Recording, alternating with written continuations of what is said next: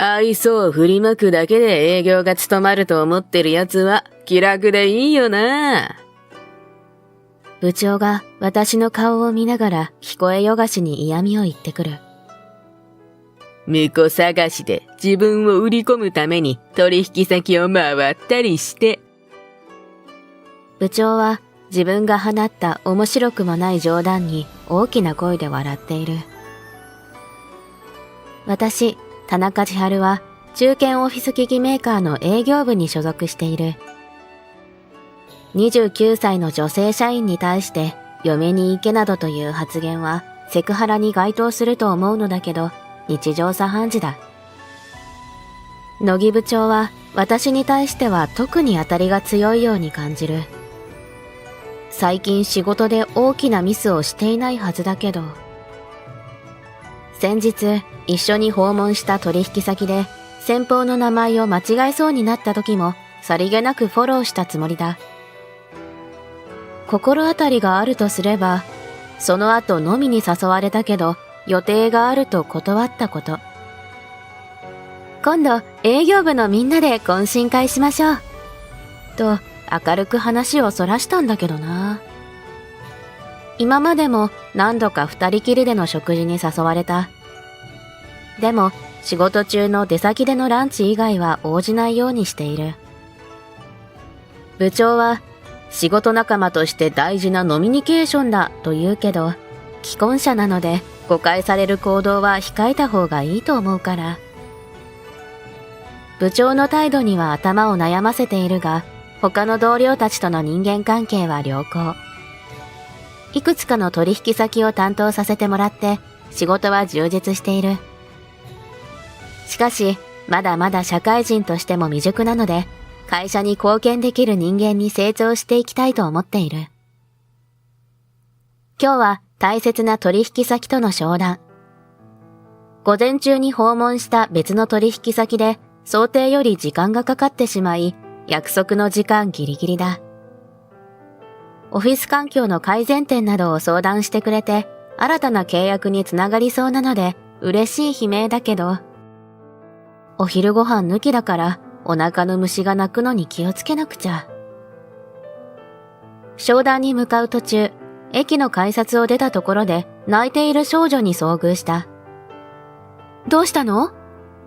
声をかけて慰めてみたけど、泣いているばかりで要領を得ない。はぐれちゃった。おえつの中からやっと聞き取れた言葉から推測すると迷子のようだ。駅員さんに引き渡そうと思って改札付近にある駅員室を覗いたが、駅員さんの姿は見当たらなかった。少し目を離した隙に少女はどこかへ向かってずんずん歩いていく。慌てて追いかけると、目的地はバスロータリーのようだ。リカ、一人でバスに乗れるもん。泣き晴らした目を見開いて、少女は強く言い張った。どうしよう。どこへ行くのかな？少女、いや、リカちゃんは小学生になったばかりか、幼稚園の年長さんくらいに見える。多分、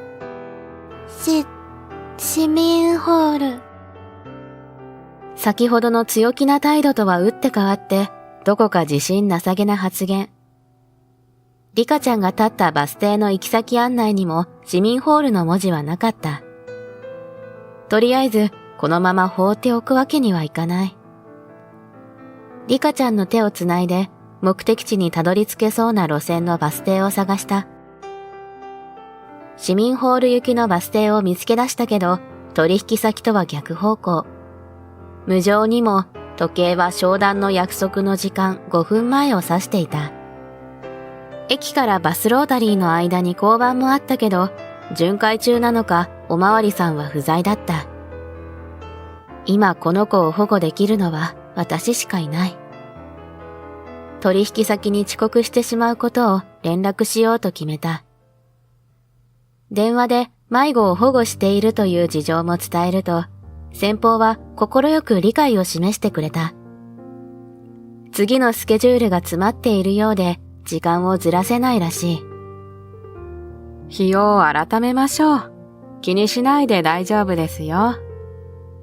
こちらをいたわる言葉まで添えてくれたので安心した。日程調整も御社に戻られてからで問題ありませんよ。その子の面倒を見てあげてください。取引先の北村常務は器の大きい方だ。以前から尊敬していたけど、改めてその思いが強まった。会社にも商談をリスケすることとその理由を連絡しておいた。これで心置きなくリカちゃんを市民ホールまで送っていける。私が各所に電話をしている際、リカちゃんはずっと心細そうにこちらを見つめてきていた。その視線に気づいていたけど、手を握り続けることしかできなかった。私は私で大切な取引先との商談に遅れるという焦りもあったから。大丈夫だよ。一緒に市民ホールに行こうね。北村常務のおかげで落ち着きを取り戻した私がリカちゃんに声をかけると、彼女もやっと笑顔になった。でも、本当に市民ホールで大丈夫だろうか。バスを待ちながらもう少し詳しく話を聞こう。そう思っていた時、ロータリーに到着したバスから降りた女の人と何人かの子供たちがこちらに向かって走ってきた。リカちゃん、ここにいたのね。よかった。女性は真っ先にリカちゃんの肩を掴んで安心したように笑みを浮かべた。そして私の方へ向き直ったので保護していた旨を伝えた。ピアノ講師をしております。北村玲子と申します。北村玲子と名乗る女性はあっけに取られている私に事情を説明し始めた。今日はピアノコンクールの予選で会場である市民ホールに向かうところだったそうだ。その引率途中ではぐれてしまったということだった。駅で急にトイレに行きたいと言い出した子がいて、バスに乗り遅れてしまうと慌てて乗車したもので、バスの中で人数確認したらリカちゃんがいないことに気づいたそうだ。そのバスを途中下車して駅に向かうバスに乗り換えて迎えに戻ってきたらしい。バス停の一区間が長くて反対方面へのバスもなかなか来ないし、駅に電話をかけてもリカちゃんの行方がわからずに気が気じゃなかったんです。玲子先生はものすごく反省した様子で肩を落としながら話してくれた。お休みの日じゃないからママたち来れなくて先生と来たの。元気を取り戻したリカちゃんが教えてくれた。そうか、今日は平日だけど小学生はもう春休みなんだ。ちゃんと市民ホールだと分かっていて偉かったね。リカちゃんを褒めると誇らしげな顔をした。その時、市民ホール行きのバスがロータリーに入ってきた。ぜひお礼がしたいので、よかったら名刺をください。もうすでに玲子先生から十分に感謝の言葉を受け取っている。お礼は誇示したのだけど、玲子先生は気が済まないからと引き下がらなかった。私も似た性分なので、彼女の気持ちも理解できた。これ以上子供たちの大事なピアノコンクールに支障が出てはいけない。子供たちがバスに乗り込むバタバタに紛れながら名刺を渡した。こんなトラブルに動揺することなく素敵な演奏ができますように。そう祈りながらバスを見送り会社に戻ることにした。道中に同僚から電話があり、頼まれた用事を一件済ませてから帰社した。おい、田中くん。大事な取引先との商談を欠席するなんて言語道断だぞ。職場のドアを開けた途端、乃木部長の罵声が飛んできた。商談もできない無能はクビだ。部長の大声にビクッとした私を嘲笑いながら言った。部長の言い分に驚きながらも、取引先には事情を説明して了承を得ている旨を伝えた。そして改めて商談の日程調整をする約束になっていると話すと、言い訳をするな。それが無能の証なんだよ。リスケの必要はない。私を小馬鹿にするような視線と鋭い叱責が突き刺さる。北村常務には俺が代わりに商談してきてやったぞ。今後は俺が担当することになったから。部長はそう言い残すとご満悦な様子で喫煙室に行ってしまった。わけがわからずにパニックになる私に同僚が経緯を説明してくれた。私が会社に商談を欠席することを連絡した直後に出先の部長から電話が入ったらしい。その際に同僚は私が置かれている事情を部長にも説明したそうだ。別件で取引先の近くにいた部長が代わりに商談に行ったということのようだ。大口の取引先のため部長が抜け駆けしたのではないかと同僚は言う。重い足取りで退社した。入社してからもなかなか契約が取れなかった時期に何度も訪問して新規で契約していただいた取引先だった。それからもずっと定期的に顔を出したり新たな提案をしたりと信頼関係を築いてきたつもりだった。私にとってはどこも大切な取引先には違いないけど、一番思い入れのある取引先と言ってもいい。しかし、北村常務が私より部長に担当をお願いしたいというのなら仕方ない。担当から外れることは悔しいし、本意ではないが、会社の利益のためなら、突きつけられた現実を受け止めるしかない。お風呂に浸かり、落ち込んだ気持ちを汚れとともに水に流した。あ、水じゃなくてお湯か。自分自身で突っ込んで明日への英気を養う。やる気を奮い立たせて翌日出社すると、部長席に乃木部長の姿がなかった。代わりに座っていたのは、なんと北村常務だった。どうして北村常務がここに？思いがけない人物の登場にすっとんきょうな声が出てしまう。やあ、おはよう。私とは裏腹に、北村常務は余裕たっぷりな微笑みで、爽やかに朝の挨拶をした。田中さん。ああ、娘の恩人を何とお呼びしたらいいのかな。娘の恩人って？何のことを話しているのかわからずに、戸惑う私に向かって、北村常務が言葉を続けた。昨日助けていただいた北村玲子は私の娘なんですよ。あまりに驚いて言葉が出ない。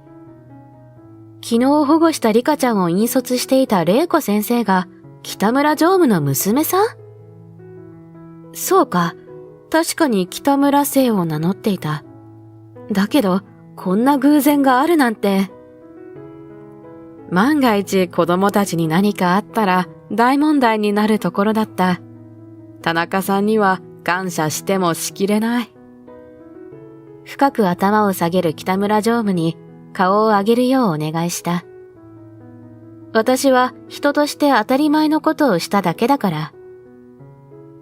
ビジネスをする上で以前から田中さんには絶大な信頼を置いていた。しかし今回の件で改めて田中さんの人柄に惚れ込んだよ。北村常務から過分な褒め言葉をいただいて恐縮した。今後とも弊社との取引をよろしく頼みます。でも担当は乃木部長に変更されたはずでは？頭にたくさんのハテナマークが浮かんだ私を見透かしたように北村常務が言った。乃木さんには弊社に一切関わらないでもらう。それにもう部長ではなくなる。どういうこと？私の疑問を払拭するように北村常務は経緯を説明してくれた。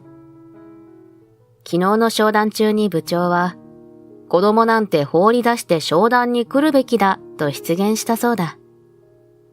北村常務が泣いている子供を放っておくべきじゃないと咎めると、媚びを売るように同調して手のひら返しをしたらしい。北村常務は、人の親とは思えない発言だと、内心は乃木部長に呆れていたが、何事もない顔をして商談を終えたそうだ。そして家に帰った北村常務は娘の玲子さんから昼間あった出来事を聞いた。玲子さんが受け取った名刺に私の名前があって驚いたらしい。商談の欠席理由で迷子を助けるためとは聞いたが、まさかそれが娘の教え子とは結びつかなかったみたいだ。確かにこの偶然に私自身が一番驚いている。それから驚きの真相がもう一つ。玲子さんはピアノコンクールの予選が終わってから生徒たちにリカちゃんが迷子になってしまった事情を詳しく聞いたそうだ。ある一人の生徒がリカちゃんのピアノの腕前に嫉妬して意地悪でバスに乗らせないように妨害したことが判明した。そのある一人の生徒とは乃木部長の娘であるゆりちゃんだ。玲子さんはレッスン時の雑談でゆりちゃんのお父さんの勤め先を聞いていたけど、自分の父親の取引先とは知らなかった。北村家では仕事の話は家庭に持ち込まない主義だというから無理もない。玲子さんは生徒同士のいじめに大変ショックを受けたそうだ。さすがにこの件は一人で抱えきれないと感じた玲子さんは、ゆりちゃんのご両親に報告すべきよね、と北村常務に相談した。その際に発表会の日に観覧の保護者と共に撮った集合写真を見せた。常務は集合写真の中にゆりちゃんの隣に写る乃木部長を発見してびっくりしたらしい。ゆりちゃんの父親が乃木部長だと知って、子供は責めるべきじゃない。親の育て方が悪いんだとさらに幻滅したみたいだ。様々な要因が重なって乃木部長に心底失望した北村常務は、うちの会社の専務に連絡した。こうして乃木部長の失脚が決まったという経緯のようだ。すぐに田中さんにお礼を伝えたかったんですが、両者の話し合いがまとまるまでは口外できなかったので。北村常務は昨夜、私が不安な思いをしたのではないかとおもんばかって言葉をかけてくれた。玲子もお礼がしたいと言っているので、ぜひ会ってやってください。お礼なら十分だからと伝えたが、北村常務は首を横に振った。もう一度あなたとお話ししたいみたいなんですよ。年も近いだろうし、友達になってやってください。北村常務はビジネスマンの顔から父親の顔になった。そういうことなら喜んでお会いします。私もお友達になりたいので。北村常務は柔和な顔で微笑んだ。今でも、迷子の子供なんて放り出して商談に向かうべきだという乃木部長の意見には賛同しかねる。ゆりちゃんの意地悪の件に関しても、乃木部長に親としての問題や責任があるかもしれない。しかし、それでも乃木部長が部長職を追われるのは若干かわいそうな気もした。もちろんビジネスをする上で人柄もとても大事だけど、部長は会社に貢献する成果も上げてきた。だからこそ部長職に就けたのだろうし、その気持ちを正直に北村常務にぶつけてみた。すると北村常務は声を潜めて、乃木部長の問題点をもう一つ教えてくれた。もちろん乃木部長は自分の娘のピアノ講師が北村常務の娘であるとは知らなかった。なので月に1回くらい母親の代わりにレッスンのお迎えに来る際に玲子さんを食事に誘ったりしていたらしい。玲子さんは仕事の話は家庭に持ち込まない北村家の流儀にのっとり、自分一人で解決しようと思っていたようだ。だから父親である北村常務にも相談していなかったのだけど、今回の件で露呈した。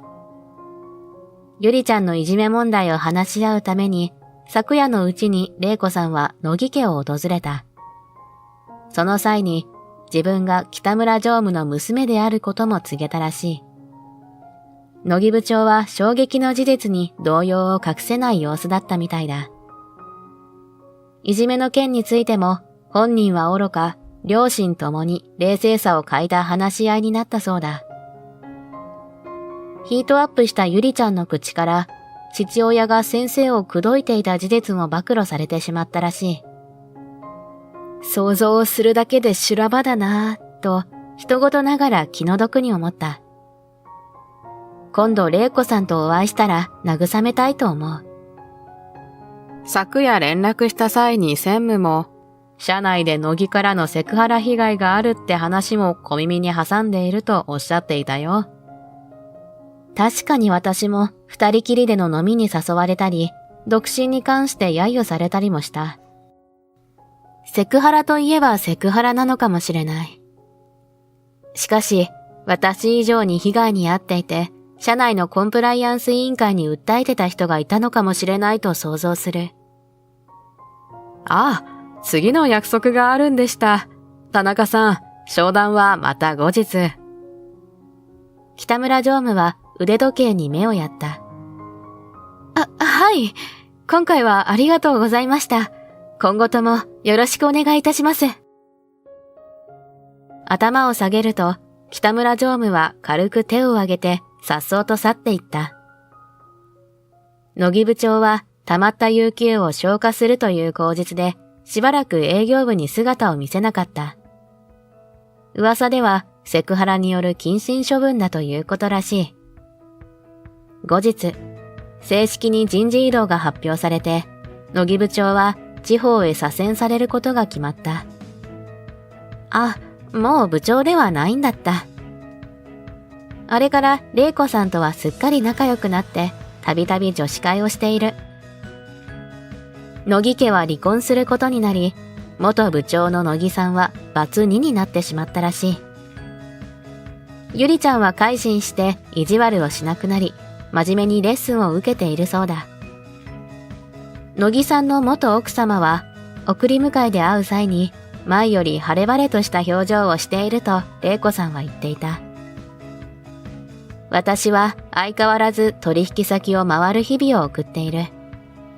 これからも初心を忘れずに、誠実に仕事に取り組んでいきたいと思っている。